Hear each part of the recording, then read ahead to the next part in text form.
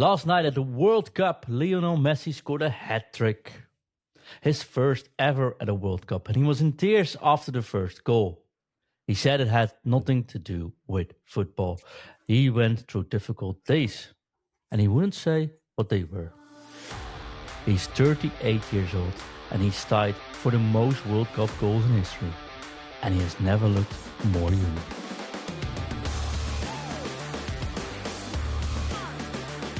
Welcome back to FUT IN Review World Cup Daily Episode 16. Day 6 is done, and my name is John. I'll be hosting today, and I'm joined by the man, the myth, the legend, all the way from down under. It's Shaq. Welcome back, Shaq. Hey, John. Really looking forward to having this conversation and just talk about all the wonderful football we saw today. There was a lot of quality on display. Can't wait to talk about it. Yeah, a lot of quality, a lot of matches, and unfortunately that means not much sleep, so we'll struggle through this one, I'm afraid. I'll do my best though. Shaq, yesterday was the best day of football we've had at this tournament so far. Messi scored a hat-trick and he cried. Haaland scored twice on his World Cup debut. Mbappé broke France's all-time scoring record, and Austria beat Jordan in stoppage time. 4 games, day 6, definitely delivered. Whew, what a day, Shaq. What a day. Quality. I mean, right from the first half itself, it almost felt like a repeat of yesterday, where we would probably get like a Senegal drawing with France and it being a 0-0 draw and all the parallels that would come out after the first half. It literally felt like this is going to be an upset incoming, and then boom. The whole day just changed after that first half, the whole day. Because the second half of that France-Senegal game was just quality football. Really good football. I think first half was good as well, but I said this at the start of the tournament, or actually before, the biggest challenge France has is to keep motivating themselves, like to go all the way. And you saw in the first half, they were like, oh, we can do this. Oh, they actually scored. Oh, they didn't go through. That was a good shot. Maybe we should be focusing a little bit. And then second half, I think Deschamps said, like, guys, come on. We should just focus for 10 minutes and it's going to be good.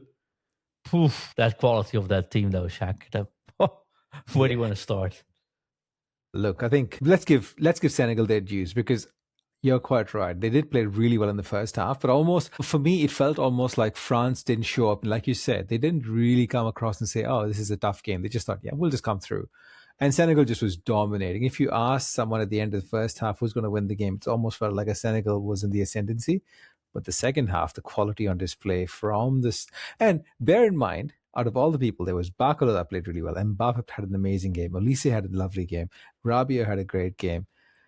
And you had people that came off like that player like Dembele that didn't even play exceptionally today. And still, they were so comfortably good in the second half. And Barcola came from like I said, with the Netherlands, the issue is when they sub out the strikers, we don't have any speed left. Yeah. They sub out their super fast strikers, and it's like, he's more speed. There you go. Good luck. And I didn't even mention Desiree Doué. He played pretty well as well today. So they've got so much talent, and when the talent all clicks together like it did today, not all of it did, but still they have, like, as you said, Barcola just came on. Dembele goes up, Barcola comes on. A few 30-odd seconds or whatever seconds, he scores a goal. Like, it's just ridiculous what they have on display. And he's not only scores goal, he gets a insane through ball pass. It was like almost playing a game of FIFA with all the through balls, and they all hit. Somewhere offside, first goal was, but that second goal on the Barcola, that insane pass. Rabiot. And Barcola just lobbed it. Just one touch, one lob. Just beautiful. Yeah, it was. I think that was one of the goals where I stood up and actually applauded. I'm like, whoa. And not like a great shot or anything. I mean, the second goal from Mbappé or the third goal from France was a great shot.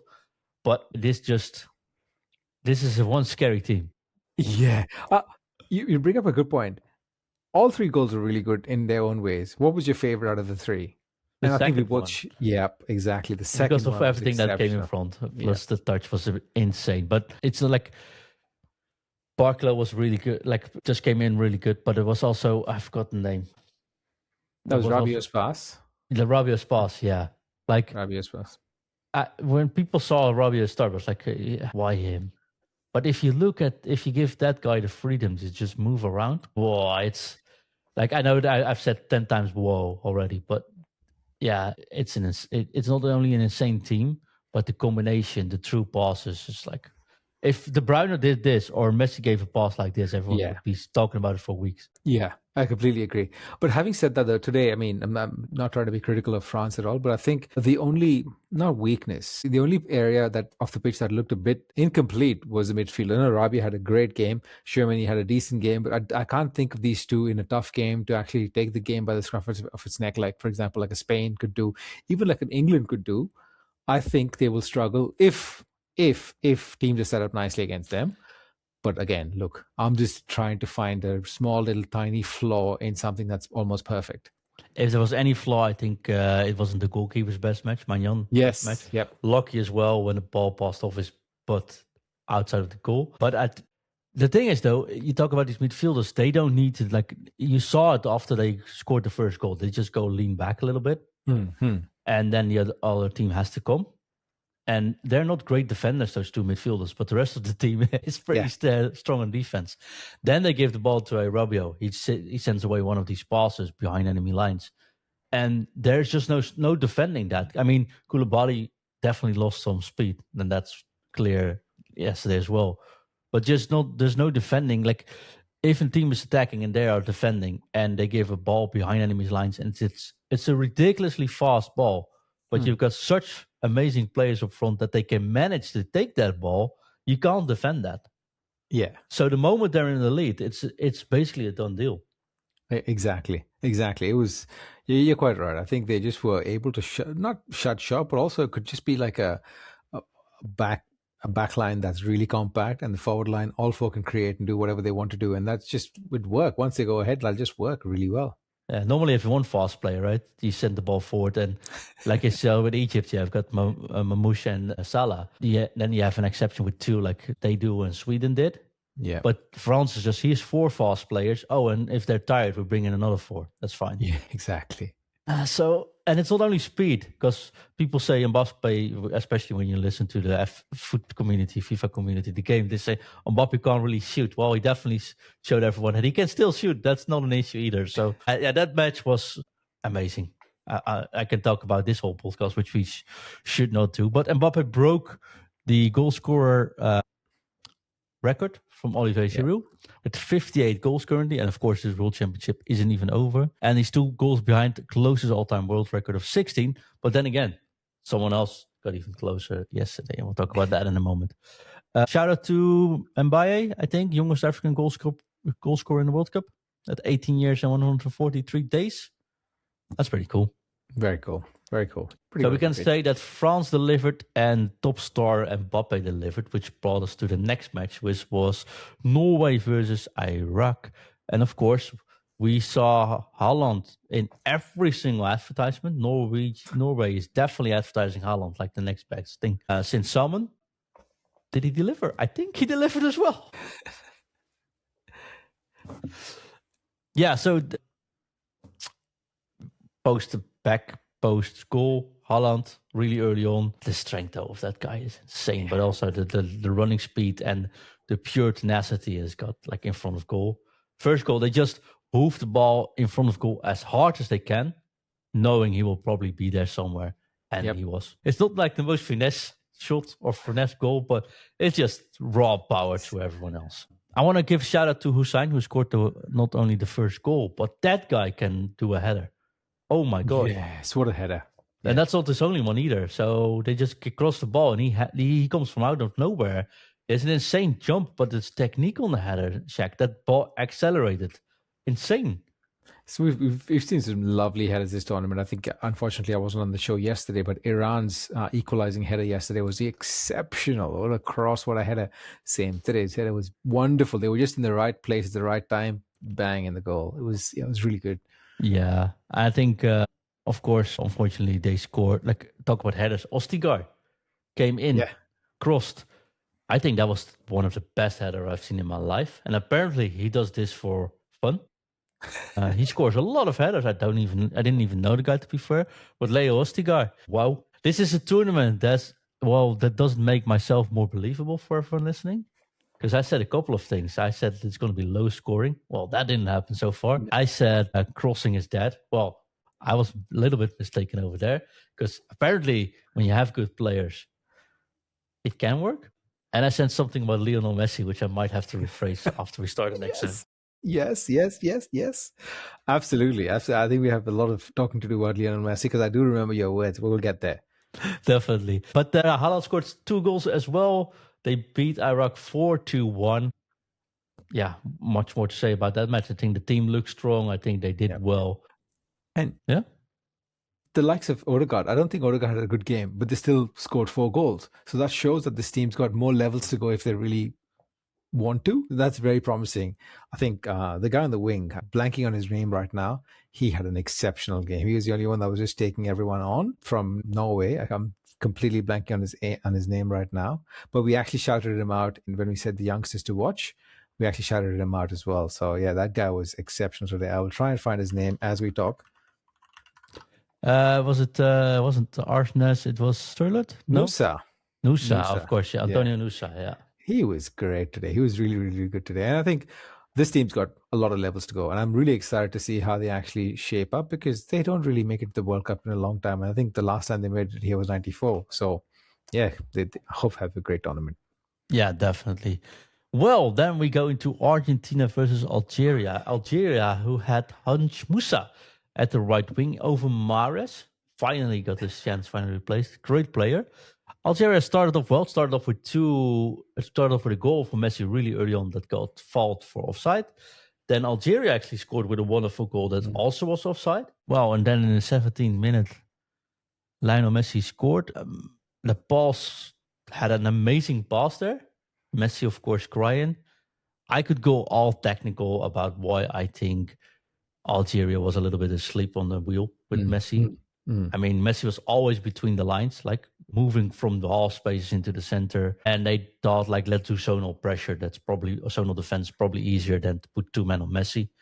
So there's a couple of things where I'm like, they didn't make him that hard to actually move around. But to be fair, when he did get the ball and he did have the space, we definitely showed for it, right? Absolutely. I think with him, the things that he was really good at today was actually walking around the pitch at certain times, but being at the right place at the right time. And also for all the walking around that we spoke about, that someone here spoke about at the start of this show, when we started the World Cup dailies, he actually did a lot of defensive work today as well. He put in a shift defensively as well.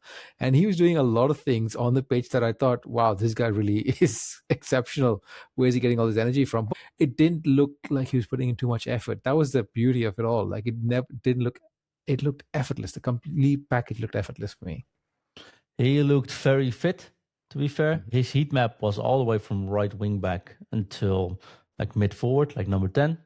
Now, in all fairness, I think Algeria didn't have the battle plan ready for him, which it feels a little bit sour for myself to talk about that, right? But especially when you saw the last goal, he got like 10 yards to take the ball and take a shot in, and then he scores a terrific goal. Don't get me wrong there.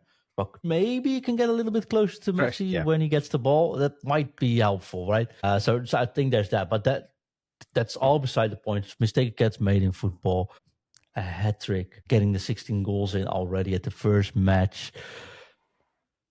I'm going to be honest, though. I think this Argentina team, I didn't give it much word before we started. I said France definitely look better. I think still after yesterday, France does look better. But this wasn't too disappointed. And I've seen the Algerians play last week. Honestly, I'm really surprised by the Argentina team. And I will gladly admit I might be wrong there. It's a tricky one because it was a perfect combination of Algeria being a bit more passive. As I don't know if there were certain times I just was wondering why Messi is getting so much space. Or was Messi just creating all that space through his magic? It's really hard to actually guess that. But whereas I think with however good Argentina play, it's almost a thing like everything works wonderfully and everything's going through Messi. But what if things are not going through Messi? As in, what if he's blocked out of the game? What next? That's the difference between a France and an Argentina right now, is that in France, it doesn't matter if today Dembele had a very average day, but it didn't really matter. Dembele has an existing current Ballon d'Or. So you know what I mean? Well, and it doesn't matter because you can always get the ball behind space and there's nobody else to keep up with any of these strikers from France. While Messi, you have to pass the ball in his feet. So I think that should be much easier to defend. And I don't think it was a very, like, I don't think we've seen a fighting match last World Championship between the Netherlands and Argentina where they were all over Messi. Yeah. They kept it really clean. I think the worst foul made was actually by Messi itself, ironically speaking, this match. So I don't feel like, I think they might, sometimes I feel like they give him too much respect on the pitch. That makes sense as an opponent. Yeah. But then again, they did everything right. So I'm not going to do anything away from his performance. A hat-trick is always an insane result. And honestly, I'm just happy to see that the superstars, we saw Yamal come in and give two amazing passes. You see the strength from him. We saw Mbappé and Dembele perform, especially Mbappé, right? We saw Haaland perform and we saw Messi perform right away. I can't wait to hopefully see, like, I'm going to Ronaldo look fit as a 25-year-old, honestly, on training. Let's hope he can do it tonight as well. Because this is, in the end, we're not seeing the low-scoring matches. We are seeing the superstars being the superstars we want them to be. I have so much to complain about outside of the football. I've got so much to complain about the silly hydration breaks. But the matches itself so far and the players, they're bringing it. Absolutely. I think this is so far from a pure footballing point of sense. And I've mentioned this on the podcast before as well, that every game for a neutral has been exceptional. I can't think of a bad game as such in quotes this whole tournament so far. Every game's been brilliant to watch. And there's been end-to-end football. And it's almost like there's no one that is really caring about parking the bus, which is lovely to see. Yes. Australia, well, we did our own little way of not parking the bus, but we had our own tactic. That's a tactic that works for us. Japan did as well, though. Right? Well, yeah.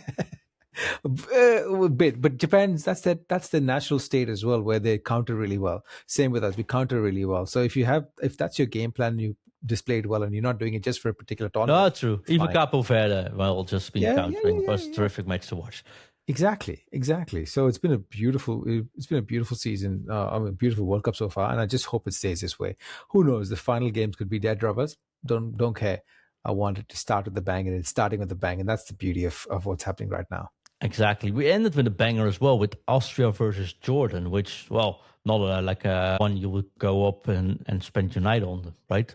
But I woke up early, got some breakfast in, sat down for a bit of cup of coffee and some breakfast before the kids woke up and watched that match. To be fair, again, seriously cool football. You're Jordan not dropping back, purely attacking. I think Austria was a better team. I mean, there was no denying that, but it is real cool. They've been away for a long while. Austria was the last time, I think, was in 2008. They were at a World Championship, on top of my mind. But it was 36 years since they won a World Cup match. Jordan, there's no doubt it's, of course, a debut on the World Cup stage. So, in the end, I think we've seen an amazing match, and the only one that actually dropped the ball literally in this match was the goalkeeper for Jordan. I think he was really, really poor and probably the worst goalkeeping performances I've seen on the tournament so far, to be fair. And you would know from your vintage of being in goals, you probably understand the difficulty of it. I mean, sure, but also like corners, just missed the ball completely by jumping. Every shot on target. I mean, also, to be fair, Zidane from match against Messi. It wasn't his best match either, because the second goal Messi scored terrific, but he should have never dropped that ball, right? So there's a little bit to be seen there as well. But I think this was a poor performance by the goalkeeper. I'm sorry about that. If not for that, I think Jordan would be in the match a little bit longer, because they did create the better chances. They hit the crossbar, and the goalkeeper from Austria is a good goalkeeper. So yeah, I think this is also a tournament where we see a lot of goalkeepers making a difference so far, and I'm all for it. But match ended 3-1. I think Arnautovic's VAR goal got disallowed. Fairly so, actually. So that was a good shout. Referee said didn't happen. They looked at it, was definitely a handsball, so I think it was a good shout. 2 minutes later, Arnautović scored again, and this time rightfully here. Arnautović is always a player that if you see him playing, I'm like, why isn't he playing at a top club? Because he always scores, always delivered. He's just as mad as a donkey. Yeah, there was a time where Man United was linked with Arnautović as well, and it was just because of I think he had some really right-wing fascist ideas that he put on whatever and it was. I think Like, good thing was that United just went nicely away from him. But he's always tried to play at big clubs, but just never worked out. But there's the talent in there. He was compared to Zlatan at some point as well in his career. So he's got the build. I think he's got the natural skill. He's got Zlatan has the right bit and it's a bit of craziness. I think he overdoes it a little bit. Maybe that's the problem.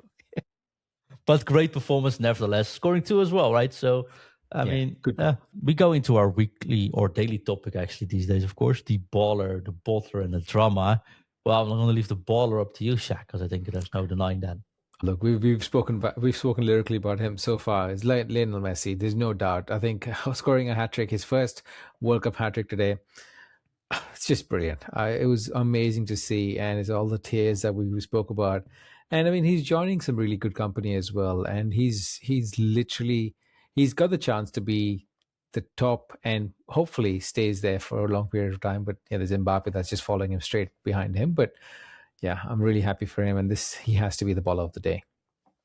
The bottler of the day, you have a different opinion from me, but I can come with your opinion as well. What was let's discuss your bottler of the day. I thought Zidane, probably the bottler of the day. Yeah. Sounds a bit hard. That's a fair shot. But he played a really good match against the Netherlands. If he didn't get the second goal conceded, they would still be in the fight, and that match would probably end up a little bit different. Didn't look good at first. Like, the first goal was good, but still, like, soft hands, what do you call them as a goalkeeper? You are in the right spot, you are rightly placed, but your hands go backwards, so it means you're probably not confident enough. Yeah. The second goal, definitely bad, like not confidently. And you saw his father on the stands nodding. Like, yeah. Although the Jordan goalkeeper was worse, I think the impact from Zidane was higher. So I would say Zidane would be the ball. But that's a completely fair shot. I completely agree. I think it was just unfortunate. I think the worst part of social media seemed to show up as well. I think on social media there was a lot of clips going around of him doing stuff in training, and I think it's very reactionary. The poor chap had one bad game. It's not the end of the world. He'll be fine. Exactly. And you said Senegal because they should have been in the fight more, right? Yeah, I think after the first half, you thought, okay, maybe this is something that they can do something, and almost like they just switched. They just didn't have the intensity in the second half, and that played into France's hands really well. Yeah, also that miss from Sarr. Ouch. And I think they were slightly unlucky as well. There was a couple of goals that actually were ruled out or just didn't work, and it was Jackson. He's a frustrating striker where he does some crazy things, but then he also just can't do the simple things correctly. And there is a bit of quality in there, but just he's got one heck of a shot though. Yeah. Like I said, I didn't like the goal that they scored. I think the goalkeeper Magnan didn't look good either. So yeah, that was still there. Off to the drama. Yeah, I mean, there's plenty of drama here. I think we've got Mbappé, Messi, and then Haaland, the best 3 scorers alive, if you don't include Ronaldo in that stage right now. All on the same day, all hunting the same record, all scoring at least 2 goals. Oof. I don't have anything to say. I mean, there's something going on there. The Golden Boot race seems to be extremely difficult right now, and it's going to be interesting to see what happens overnight as well with Ronaldo and Kane. Exactly. It's going to be good, really good. I'm looking forward to it. But yeah. Day 6 gave us the great Golden Boot subplot in World Cup history so far, and there's so much to look forward to. That leaves us, though, I think, with a little bit of golf action and a little bit of housekeeping. So don't turn off yet, because we'll have something new. We've got a question, how can we support you if we don't want to go in a subscription way? Well, you can do that in 2 ways, and one I prefer over the other. The most easy way to support us is to give us a 5-star review on Apple Podcasts or on Spotify. It is totally free for you, but it means the world to us. Totally free. Just click on the podcast, leave 5 stars, and GG's, we're happy, you're happy, and it goes your thing. But if you do want to spend a little bit of money, you can now buy us a cup of coffee, basically through foodandreview.com/buy a cup of coffee or buymeacoffee.com/foodandreview. Anyways, we'll put the link in the description. And it's just whatever you want to spare, you can drop it down. You can make it one time only. All fine, all legal, and we'll spend it on coffee, basically. So to keep us through the night, I think that also definitely way. Something else we've done, if you have subscribed to the Patreon, even as a free member, you have opted into a newsletter, but we've never sent a newsletter in our 7-year life. But we are doing that now, Shaq. So we are starting sending a newsletter later out today. Probably weekly, I say. Might be 2 weekly, depends on thing. We'll be back to FUT content, of course, when the FUT content actually starts hitting again in the summer, over the summer. But we'll be recapping the podcasts there. So you can see the highlights. We'll be dropping information for the Patreons. We'll be dropping information about events. Basically show some behind the scene footages as well. What's going on with the team. And if you want to opt out, just click the opt-out button on the first newsletter you receive, and you don't get it anymore, even if you are a Patreon subscriber or a free subscriber. Just as easy as that. But we needed a little bit more focus on how we inform some of our fans, because if you post a podcast a day, they get a lot of emails from us or a lot of pop-ups, and I think it's easier to just combine that information into one newsletter. So that's what we do now. And of course, 5-star reviews, we said it. Drop it everywhere. Join us at patreon.com/footinreview. Footinreview.com if you want to see every single episode and want to see, or see some more information about the host. Drop us a message anywhere. Foot in Review at Foot in Review on Instagram and at Foot in Review Podcast on TikTok. And of course, youtube.com/footinreview. Basically, Foot in Review. Drop us a like. Plenty to go in. I'm looking forward to tonight. We don't even have time anymore, Shaq, to talk about all tonight's matches, but I think England, Portugal, we got some action going on there, right? 100%. Looking forward to the Portugal game, looking forward to the England game. And then we also keen to see how Ghana play and also Colombia. So we've got some really fun games coming up today. Exactly. As we do tomorrow. We'll talk about it. See you tomorrow. Bye-bye. Bye.